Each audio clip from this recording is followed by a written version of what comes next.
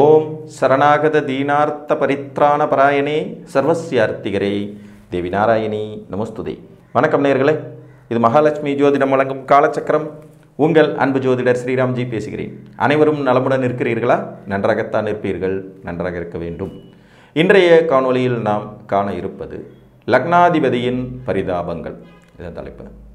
ஒரு ஜாதகம் இயங்குவதற்கு மிக முக்கியமான காரண கிரகம் லக்னாதிபதி. இந்த லக்னாதிபதிக்கு சில நிலைகளில் செயல்பட முடியாத தன்மைகளும் ஏற்பட்டுவிடும். அப்படிப்பட்ட பரிதாபமான நிலைகள் எவை எவை அப்படிங்கிறத நம்ம இன்றைக்கி பார்க்கலாம். பொதுவாக நீங்கள் எந்த லக்னத்தில் பிறந்திருந்தாலும் லக்னாதிபதி 12ஆம் வீட்டில் இருக்கக்கூடாது. அது ஒரு பரிதாபமான நிலை தான். ஏன்னா லக்னத்துக்கு மறைஞ்சிடுவார். 6-8 கூட சில நிலைகளில் லக்னாதிபதி ஆட்சி உச்சம் அப்படிங்கிற வலிமையை அடைய முடியும். இந்த 12ஆம் இடத்துல கும்ப லக்னத்துக்காரங்களை தவிர்த்து வேறு எந்த லக்னத்துக்கும் பெரிய அளவில் லக்னாதிபதி ஆட்சியோ உச்சமோ அடைவது என்பது வராது.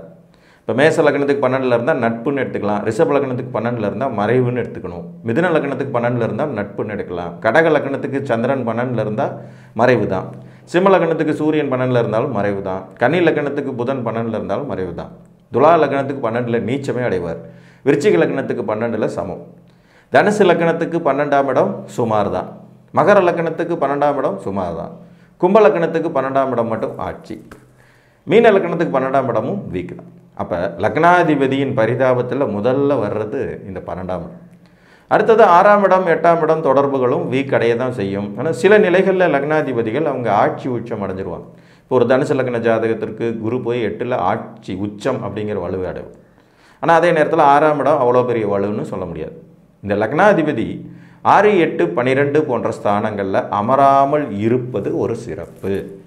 அப்படி அமர்ந்தார்னா அது ஒரு பரிதாபகரமான நிலை தான். 6லேயோ 8லேயோ அவர் அமர்ந்து 12லேயோ அமர்ந்து ஆட்சி உச்சம் அடைஞ்சிட்டா அது வேறு விஷயம். ஆட்சி உச்சம்ங்கிறது ஸ்தான பலம். ஸ்தான பலம் எப்படியாவது கிடைச்சா லக்னாதிபதி திரும்பவும் செயல்பட ஆரம்பிச்சிருவார். அந்த ஸ்தான பலம் இல்லாத நிலையில் நட்பு வீட்டிலேயே லக்னாதிபதி இருந்தாலும் இந்த 6, 8, 12ஆம் இடங்கிறது நன்மை தரும் வாய்ப்புகள் குறைவு. ஜாதகரை ஒரு தற்சார்பு நிலை இல்லாத மாதிரி ஆக்கிடுவார். ஒரு மாதிரி டிஃபெண்டாகவே வச்சுருப்பார். யாரையாவது சார்ந்தே இருக்கணும். அப்பா சொன்னால் கேட்கணும், அம்மா சொன்னால் கேட்கணும், நண்பர்களுக்காக இருக்கணும், வாழ்க்கை துணைக்காக இருக்கணும், பிள்ளைங்களுக்காக தான் செய்யணும், அவங்க சொல்கிறத தான் நம்ம ஃபாலோ பண்ணி ஆகணுங்கிற மாதிரி ஒரு கட்டாயத்திலேயே இருப்பார்.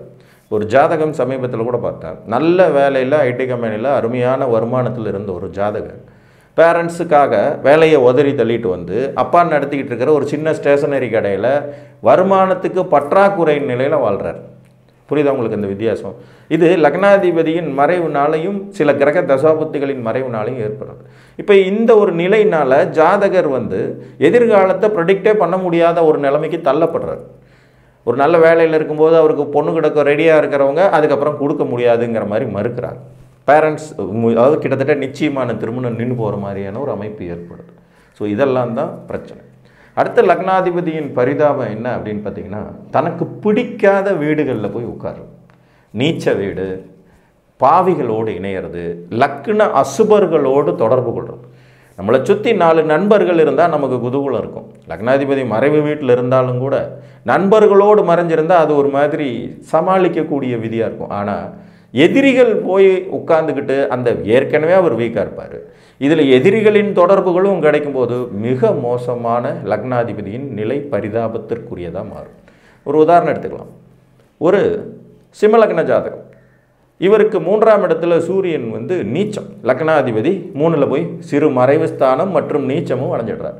இங்கே 10ஆவதுக்கு ராகு ரொம்ப க்ளோஸாக இருக்கார். சூரியன் நீச்சம், அவரை 3 டிகிரியில் ராகு கிரகணப்படுத்திக்கிட்டும் உட்காந்துட்டு இருக்கார். இப்போ லக்னாதிபதி மறைஞ்சது ஒரு வேதனைனா அவருக்கு ஆகாத கிரகம் கூட இருக்கிறது இன்னும் பெரிய வேதனையாகும். இந்த மாதிரியான சூழ்நிலை, தனக்கு ஆகாத நண்பர்களோடு தொடர்பு கொள்வது. ஆகாத நபர்கள், ஆகாதவங்கன்னா நண்பர்களே ஆக முடியாது, அவங்க எதிரிகளாகும். ஸோ எதிரிகளோடு வேறு ஒரு அவயோக வீட்டில் மறையும் நிலையும் ஒரு பரிதாபம் தான். இப்போ ஒரு கன்னி லக்ன ஜாதகத்திற்கு புதனுக்கு ஆகாத எதிரிகள் போது செவ்வாய் விருச்சிகத்தில் போய் உட்கார்றார். புதன் 3ஆம் வீடு விருச்சிகத்தில் உட்கார்றார். அங்கேயே செவ்வாய் பவர்ஃபுல்லாக ஆட்சியில் உட்காந்துட்ருக்கார். கன்னி லக்னம் 3ஆம் இடத்துல செவ்வாய், அங்கேயே லக்னாதிபதி போய் மறைகிறார். அப்போ பாவியோட தொடர்பும் ஏற்பட்டுறது. இப்போ என்ன ஆகுது, லக்னாதிபதிக்கு ஆகாத வீட்டிலையும் அமர்ந்துடுறாரு, அது ஒரு சிறு மறைவு ஸ்தானமாகவும் போயிடுது, கூட ஆகாதவரும் உட்கார்ந்துட்டுருக்காரு. இப்போ ஜாதகர் ஒரு சொல்லொன்னா துயரம், இந்த நெருப்பில் மாட்டின புழு மாதிரி கஷ்டப்படுவார். வாழ்க்கையில் எந்த முடிவு எடுக்கிறதுக்கும் சிரமம் இருக்கும். எந்த முடிவு எடுத்தாலும் அதில் ஒரு இடைஞ்சல் வரும். உப்பு விற்க போனால் மழை வருது, காற்று மாவு விற்க போனால் காற்று ஒடிக்குது அப்படிங்கிறது மாதிரி எல்லா சூழ்நிலைகளும் எதிர்மறை விளைவுகளை சந்திக்கும் அமைப்பு ஏற்படும். ஸோ லக்னாதிபதியின் பரிதாபம் இது ஒன்று. அடுத்து கிரகணம் அடைஞ்சு போயிடுறது. ராகு கேது மாதிரியான மலை முழுங்கி மகாதேவர்கள், அவங்க எல்லாத்தையும் சாப்பிட்டு ஏப்பம் விடக்கூடிய கருந்துளைகள், அவங்களோட போய் கிரகணம் அடைஞ்சிடுறது. ஒரே டிகிரிக்குள்ளே ராகுவோடையும் கேதுவோடையும் சிக்கிக்கிறது. இதுவும் ஒரு செயல்பட இயலாத ஒரு தன்மையை குறிக்கக்கூடியது தான். இங்கேயும் லக்னாதிபதி ரொம்ப பரிதாபகரமான நிலையில் இருப்பார். இந்த கிரகணம் அடைகிறதுல இருக்கிற ஒரு சூட்சுமம் என்னென்னா, ராகுவோ கேதுவோ கிரகணப்படுத்திட்டாங்கன்னா அப்போ லக்னாதிபதிக்கு ஆட்சி உச்சம் மூலத்திரிகோன்ற எல்லா பவருமே போயிடும். ஒரு உதாரணமாக, ஒரு விருச்சிக லக்ன ஜாதகம், இவருக்கு செவ்வாய் ஆட்சி மேசத்தில் ஆட்சி பெற்று மூலத்திரிகோண வலுவோடு பவர்ஃபுல்லாக இருக்கார். ஆனால் ராகுவோட 2 டிகிரிக்குள்ளே இருக்கார், கூட அங்கே ராகுவும் இருக்கார். இப்போ லக்னாதிபதி வலுத்து விட்டார்னு நம்ம எடுக்கவே முடியாது. எல்லா பவரையும் ராகு பிடுங்கிக்கிட்டு இருப்பார். இங்கே செவ்வாய் திசை செயல்படாது, ராகு தான் செயல்படுவார். அதுவும் 6ஆம் இடத்துலேருந்து செயல்படுவார். லக்னாதிபதியவே புத்தியை மாற்றி 6ஆம் அதிபதியாக செயல்பட தூண்டிடுவார். இந்த ராகு கேதுவனுடைய மிகப்பெரிய சூட்சுமமே தங்களுடன் இணையும் கிரகங்களை, தாங்கள் கிரகணப்படுத்தும் கிரகங்களை தங்களின் கட்டுப்பாட்டுக்குள் வைத்துக் கொள்ளும் தன்மை கொண்டவர். கட்டுப்படுத்தும் கிரகங்கள் இவங்க. இயற்கை பாவ கிரகங்கள் வேறு. அப்போ இங்கே லக்னாதிபதியோட நிலை பார்த்திங்கன்னா மிக பரிதாபமான ஒரு நிலையை அடையும். ஆகாதவர்களோடு இணைவது, கிரகணம் அடைவது, மறைவது மற்றும் எதிரிகள் வீடுகளில் போய் அமர்றது, இது எல்லாமே லக்னாதிபதியின் ஒரு வித பரிதாபகரமான நிலை தான். அதே மாதிரி பார்த்திங்கன்னா நீச்ச வீட்டை நெருங்கி கொண்டிருப்பது, இதுவும் ஒரு விதத்தில் லக்னாதிபதியை பலகீனப்படுத்திக்கிட்டே இருக்கும். இப்போ அதே விருச்சிக லக்னத்துக்கு பார்த்திங்கன்னா மிதுனத்தில் செவ்வாய் இருக்கார். கடுமையான அமைப்பு. ஏன்னா நீச்ச வீட்டுக்கு முந்தின வீடு, நீச்ச வீடுகிட்ட கிட்டத்தட்ட வந்துட்டார். மறைவு வீடாகவும் போயிடுச்சு, பகை வீடாகவும் போயிடுச்சு. அப்போ ஜாதகர் செயல்படுவதில் நிறைய தடைகள், இடைஞ்சல்கள், அசிங்கம், அவமானம், கெட்ட பேர் எல்லாத்தையும் ஏற்படும். லக்னாதிபதி பொதுவாக ஏன் மறையக்கூடாது அப்படின்னா, இந்த மறைவு ஸ்தானங்களில் நல்ல பலனை விட கெட்ட பலன்கள் ரொம்ப மிகுதியாக இருக்கக்கூடிய வீடுகள்.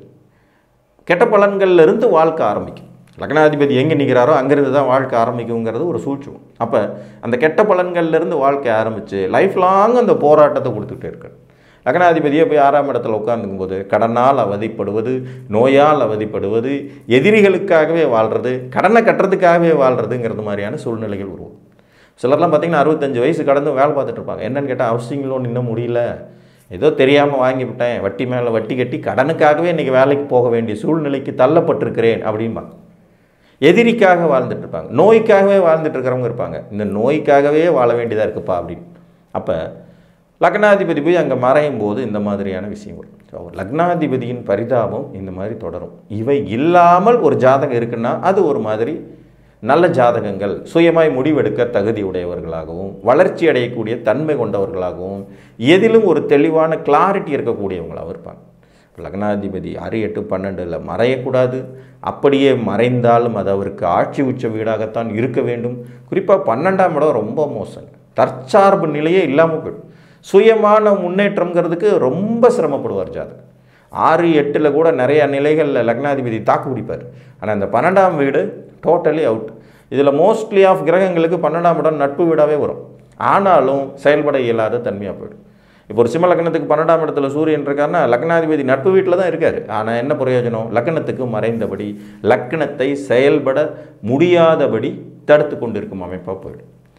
ஸோ லக்னாதிபதியின் பரிதாபத்தில் இன்னும் ஒரு சூட்சமும் என்னென்னா அஸ்தமனம். சூரியன் மாதிரியான மாபெரும் ஒளி, இந்த மாபெரும் இருள்களான ராகு கேதுவோடு சேரும்போதும் லக்னாதிபதிக்கு பரிதாபகரமான ஒரு நிலையாயிடும். அடுத்து மாபெரும் ஒளியான சூரியனோடு க்ளோஸாக சேரும்போதும் அங்கே சூரியனை மிஞ்சி செயல்பட முடியாத ஒரு சூழ்நிலை வரும். இப்போ சந்திரன் சூரியனோடு அடைஞ்சால் அமாவாசை அடைவார், சுக்கிரன் அடைஞ்சால் மூடம் அடைவார். புதனுக்கும் சுக்கிரனுக்கும் மூட பலன்கள் பெரிதாக வேலை செய்யாது. அந்த வேலைகளை சூரியனை எடுத்து செஞ்சிருவார்னு எடுத்துக்கிட்டாலும் சனி செவ்வாய் போன்றவர்கள் மூடம் அடையவே செய்வார்கள். குரு பகவான் இணையும் போது ஆட்டோமேட்டிக்காக அது சிவராஜ் யோகமாகவும் மாறும். ஆனால் அதே நேரத்தில் அதுவும் ஒரு விதத்தில் செயல் இழந்த தன்மையை தரும். ஒரு மீன லக்ன ஜாதகர் இருக்கார், 6ஆம் இடத்துல சூரியனும் குருவும் க்ளோஸாக இருப்பாங்க. ஜாதகர் அப்பாவோட தொழில் செய்கிறார், அப்பா சொல்கிறத கேட்டுக்கிறார், அப்பா பார்த்த பொண்ணை கல்யாணம் பண்ணிக்கிட்டாரு, அதே மாதிரி அப்படியே லைஃப் அப்பா தான் எல்லாம் அப்படிங்கிற மாதிரியே வாழ்ந்துட்டுருக்கார். இவருக்குன்னு சுயமான சிந்தனை, சுயமான படிப்போ போய் சுயமான சந்தோஷங்களோ எதுவுமே கிடையாது. எங்கள் அப்பா சொல்கிறாரா நான் கேட்டுக்கிறேன், எங்கள் அப்பா என்ன சொல்கிறாரோ அதே தான் நான் ஃபாலோ பண்ணுவேன், இந்த மாதிரியே தான் போயிடும். ஆனால் உண்மையில் இப்படி இல்லாமல் இருந்தால் சிறப்பு. பட் அவருக்கு அது லக்னாதிபதியாகவே ஆயிடுறதுனால ஆட்டோமேட்டிக்காக அவரால் சுயமாக வேறு ஒரு முடிவுகளை எடுப்பதற்கு இயலாமல் போய்விடும். இதெல்லாம் லக்னாதிபதியினுடைய பரிதாபங்கள். புரியுதுங்களா? லக்னத்தில் வலுவான கோள்கள் அமர்ந்தும் கூட லக்னாதிபதி செயல்திறனற்றவராக போய்விடும் சூட்சுமங்கள்லாம் நிறையா இருக்கும். ஒரு உதாரணம், ஒரு மேச லக்ன ஜாதகம், லக்னத்தில் குருவும் சுக்கிரனும் 2 சுபர்கள், லக்னம் வலுவாக இருக்குது, பளிச்சுன்னு இருக்குது. ஆனால் லக்னாதிபதியான செவ்வாய் பார்த்தீங்கன்னா கன்னியில் 6ஆம் இடத்துல போய் உட்கார்ந்துறாரு. அவரோட ராகு சனி 2 பேரும் சம்பந்தம். ராகுவும் சனியும் செவ்வாயும் 6ஆம் இடத்துல. இங்கே லக்னாதிபதி டோட்டலாக அவுட்டு. ஆனால் லக்னம் நல்லா தான் இருக்குது, அவருடைய வீடு நல்லா இருக்குது, தாய் தகப்பன் நல்லா இருக்காங்க, உற்றார் உறவுகள் நல்லா இருக்காங்க, ஜாதகர் கெட்டு போகிறார். புரியுதுங்களா பலன்? இதையே அப்படியே மாற்றி லக்னத்தில் பாவக்கோள்கள் அமரும். ஒரு ரிஷப லக்ன ஜாதகம், லக்னத்திலேயே பார்த்திங்கன்னா ராகு செவ்வாய் சனி 3 பேர் சேர்ந்து கும்மி அடிக்கிறாங்க. லக்னம் ரொம்ப வீக்காக இருக்குது. பட் லக்னாதிபதி சுக்கிரன் உச்சம் 11ஆம் இடத்துல. இப்போ லக்னாதிபதி வலுவாக இருக்கார், லக்னத்துடைய வீடு நல்லா இல்லை, நல்ல தாய் தகப்பன் அமையலை, நல்ல சுற்றுச்சூழல் அமையலை, நல்ல உறவுகள் அமையலை, வழிகாட்டும் நபர்கள் அமையலை. ஆனால் ஜாதகர் தன்னம்பிக்கையோடு போராடுறாரு வாழ்க்கையில் வெற்றி பெறுவதற்கு. வெற்றியும் அடைவார் பின் வயதுகளில். சரியான தசாபுத்திகள் வரும்போது ஜெயிப்பார். அப்போ லக்னம் என்பது சிறந்து லக்னாதிபதி என்பவர் வீக்கானா ஜாதகர் வலு குறைவு தான். லக்னாதிபதி என்பவர் சிறப்பாக இருந்து லக்னம் வீக்கானா கூட ஜாதகர் சுய முடிவுகளால் வாழ்க்கையில் ஒரு நாள் இல்லைனால் ஒரு நாள் வெற்றிகளை அடைஞ்சுவார். இங்கே லக்னாதிபதி தான் பரிதாபகரமான நிலைக்கு செல்லக்கூடாது. லக்னாதிபதியை பரிதாபப்படுத்தக்கூடிய விஷயங்கள் அவர் மறைவது, நீச்சமடைவது, பாவிகளோடு இணைவது, லக்னத்துக்கு ஆகாதவங்களோடு ஒன்றா சேர்ந்து இருக்க வேண்டிய சூழ்நிலைகள் உருவாவது, கிரகணம் அடைவது மற்றும் அஸ்தமனம் அடைவது, இதெல்லாமே லக்னாதிபதியின் பரிதாபகரமான நிலைகள் என்று கூறி மீண்டும் ஒரு காணொலியில் உங்களை சந்திக்கும் வரை உங்களிடமிருந்து அன்புடன் விடைபெற்றுக் கொள்வது உங்கள் அன்பு ஜோதிடர் ஸ்ரீராம்ஜி. நன்றி, வணக்கம்.